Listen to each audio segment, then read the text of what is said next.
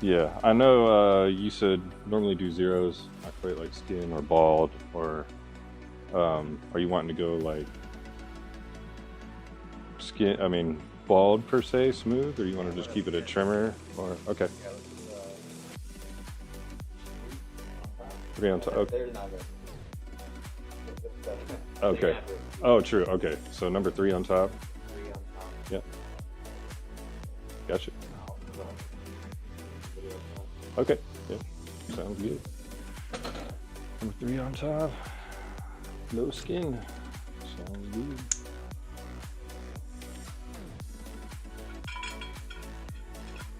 Are we going skin all the way down with the straight blade? With the shaver, yeah, down, yeah, smooth. Well, yeah, that's why I like to. I definitely like to clarify with people, because skin fade can mean a lot of different things to a lot of people. It can mean like, seeing through to the skin. It can mean, say a zero, which is, skin, yeah, I guess. And then there's like, smooth, bald. I feel like all of those are kind of encompassed into like skin fade.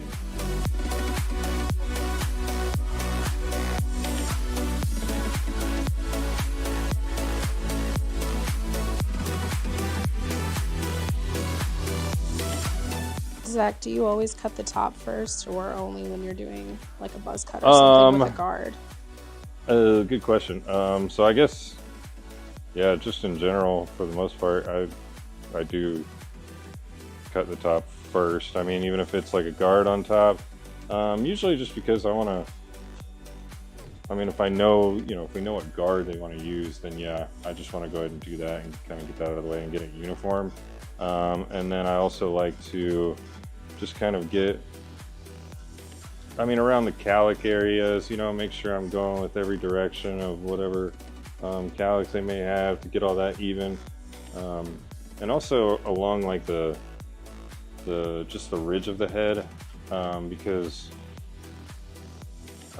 with skin fades, especially with guards, I feel like you don't really have any like length to work with as far as like scissor length to develop any like graduation, develop this nice like weight line for like the visually for the skin fade to like flow with. And so I spent a good bit of time getting obviously all of this even, the top even, but then also just getting like making sure I get all of this around here even, so that I'm not going back and having to like work through, one, rework, but also two, it just helps me with like minimizing the amount of like dark spots and all that. So getting it all like perfectly even first, and then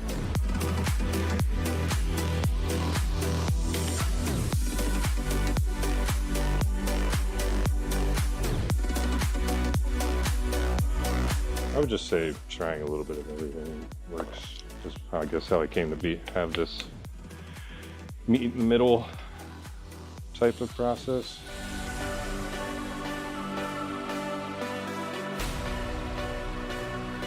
Yeah, so I started with just my regular clipper all the way closed. These are pretty well zero gapped, not quite, but very close. And so, yeah, I started with these, and then I go right below that with the trimmers. And then I'm gonna go right below these with the foil shaver. I just like to, instead of like starting with the trimmers or doing the whole, like holding the trimmers this way and making that, these are set pretty close. And so, it might be like quick and all that, but I don't know. Especially for starting out, the time you save in one spot, you're probably going to spend in another, trying to get that real hard line out. And that's kind of the whole thing I'm talking about with like fading down in some areas where I feel like fading up would really like.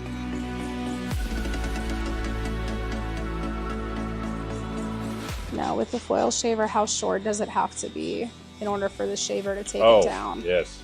So if you have like I would say, me personally, I say like trimmer length only. I mean, if you have a 0 gap clipper, fine, but really you want it to be as short as possible. I mean, you wouldn't stick a foil shaver on a 1 or anything like that. No, I would not. I mean, yeah, this is the 1.5 guard, wall 1.5 guard open. So it's basically a 2, basically like a number 2. And again, it's like, since his hair is so dark, like, I mean, even with this number 2, I'm still kind of like,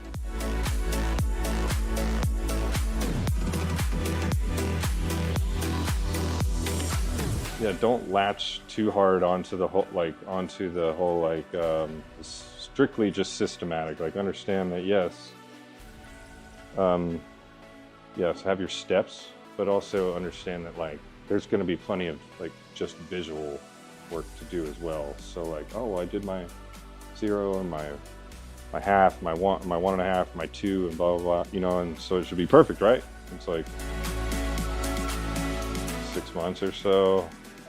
I'm not really sure. I mean, just getting comfortable, like, taking someone's hair down to the actual skin. I remember the first time picking up their clippers and, like,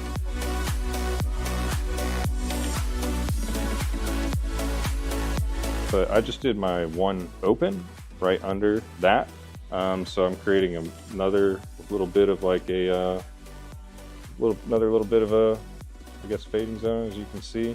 But there's not like a heavy line there, really, you know, because I already went and took, removed a lot of the bulk for me. So it's not like I have like my 1.5 and then like all that length that he had that he came in with.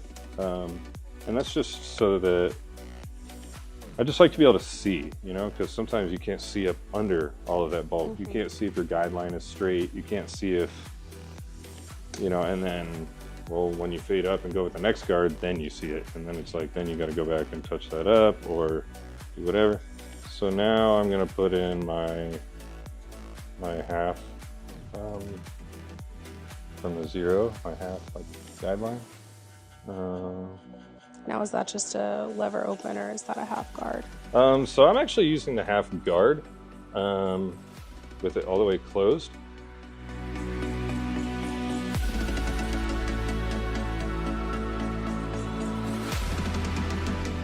And especially for this part of the fade, definitely like brushing, keeping that loose, those tiny, tiny, tiny pieces of hair out of the way, just keeping like your work.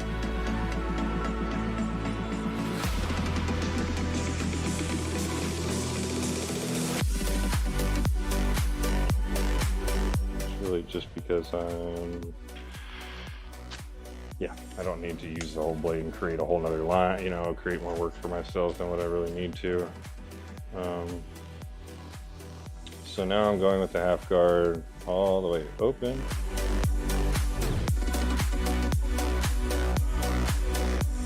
The temple areas can get a little tricky sometimes because the head definitely curves. You know, it curves in here, and then you have the widest point of the head, and then you have it curve, you know, back into the temple point. So a lot of times this is where just adjusting, you know, moving that lever around based on what part of the head you're on really comes into play, because I don't necessarily need to go, I don't want to go as short here as I necessarily need to like here, because that's the wider point of the head.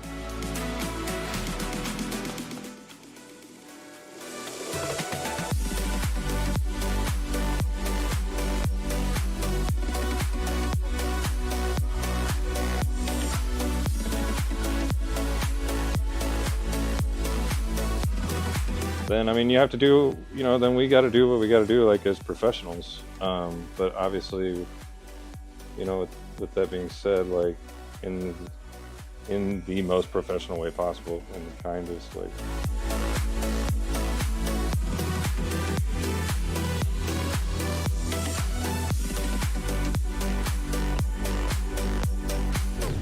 And sometimes at the end, you won't see these little harder lines that you may have missed. One thing I like to do too is, if I got the good light, is I'll come like behind and I'll look like down along, and you can almost like really see, you know, any, yeah, I mean, even like there, right where the head kind of dips. Always check your mirror too. I mean, the mirror don't lie, so.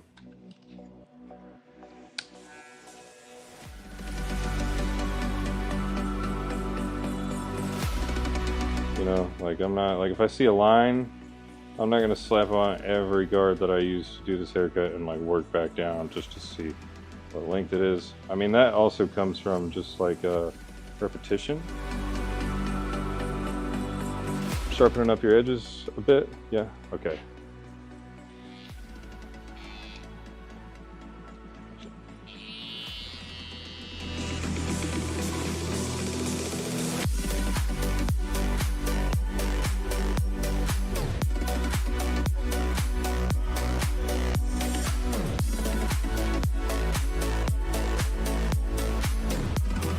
I'm gonna just like lightly hit the front as well.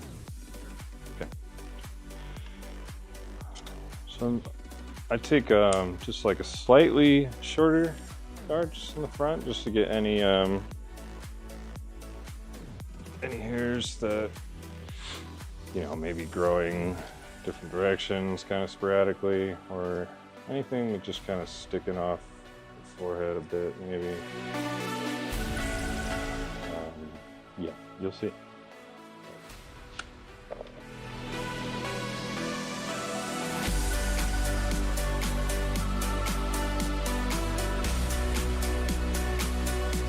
Is like be confident. I feel like, I mean, I feel like the lineup is like, you know, it's a big deal. Yes, it is. And there's also like a lot of like jokes and a lot of humor and a lot of like kind of pressure created around it.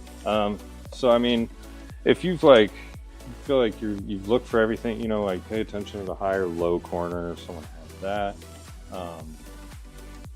You know, I mean, you've done everything else. Like when it comes time to do it, like I feel like confidence is definitely a big thing, but also don't be scared to like, you know, get people to move their head to better, you know, benefit you. So sometimes, you know, I'll do my one side and, you know, I may have people put their head down just a tad, you know, I may have them look up, you know, as I'm doing that, you know, and then if I don't want to have to go to the other side, because maybe I'm working on like some, say, particular like funkier hairline, like say in the middle, you know, and I want to worry about how I'm connecting this side to that side instead of moving so that I can still see this side. You know, maybe I'll just have them turn towards me a bit, you know, so that I can be able to see both sides at the same time.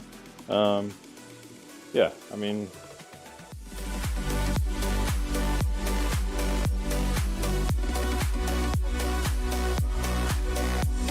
use a mirror, because you might have to go back and check. You know what, you might have to step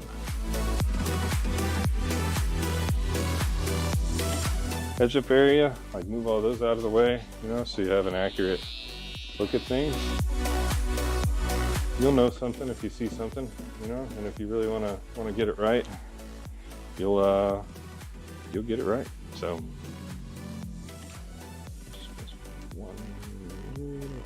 voila for the client. Allow them to have a look, front, back, everything.